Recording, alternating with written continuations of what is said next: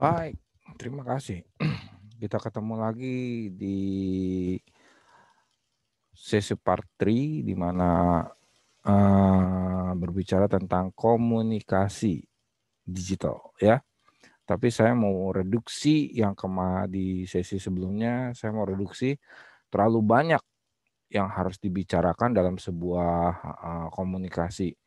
Saya mau ambil komunikasinya dalam bentuk koordinasi saja, dalam bentuk koordinasi internal atau eksternal ya.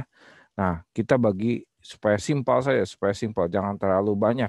Karena mungkin nanti pada saat Anda melakukan workshop atau melatih diri, mengenal diri Anda dulu, Anda bingung Anda harus kemana gitu. Nah, baik kita coba dengan koordinasi yang pertama. Jadi ini koordinasi cuma saya bagi 4, kemarin kan banyak sekali, kita bagi 4 saja.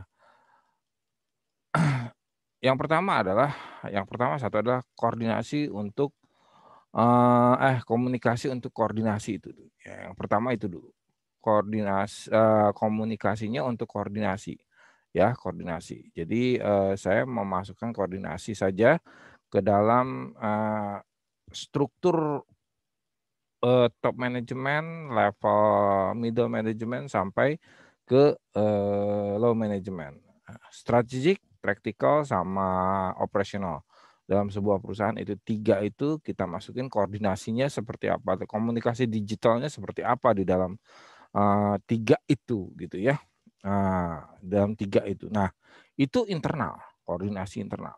Nah, sekarang yang saya bilang koordinasi keluar, kemarin udah bicara tentang koordinasi promosi.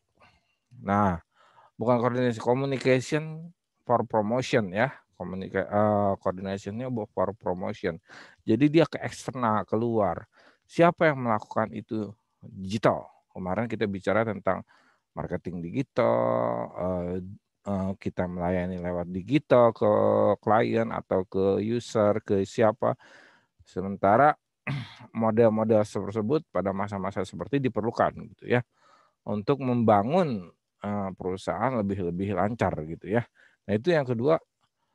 Kemudian selanjutnya untuk koordinasi yang lain, untuk komunikasi yang lain adalah empowerment empowerment ya, pembinaan di dalam. Bagaimana Anda membuat sebuah knowledge di dalam sebuah perusahaan untuk empowerment di dalam gitu loh ya. Bagaimana hanya dengan membuat berkas digital, Anda sudah mampu melakukan empowerment di dalam. Nah, secara pribadi Anda mampu nggak melakukan itu empowerment di dalam gitu loh ya, atau pembinaan yang di dalam perusahaan Anda seperti apa gitu ya. Ini empowerment ini juga buat mengendalikan, bisnis di sekitar perusahaan, di lingkungannya sekitarnya. Jadi eksternalnya juga ada empowerment, pembinaannya. Di dalam empowerment, di luar juga empowerment gitu ya. Nah itu. Nah, yang keempat adalah, communication for implementation. Nah, setelah ada empowerment di situ kita implementation. Implementation-nya seperti apa sih? Nah, itu yang kemarin saya berikan contoh pada Anda bahwa, oh iya, sekarang implementasinya gampang, tinggal menggunakan table jobs-nya saja, centang centang centang centang. Jadi saya ulas sedikit, membuat sebuah job desk, orang tinggal centang centang, sebagai penyelesaian supaya lebih cepat. Terus job desk itu jelas apa yang harus dikerjakan gitu loh ya. Nah itu salah satu. Itu salah satunya bagaimana seseorang mengimplementasikan dulu nih, pekerjaannya seperti apa di dalam sebuah perusahaan. Itu penting ya.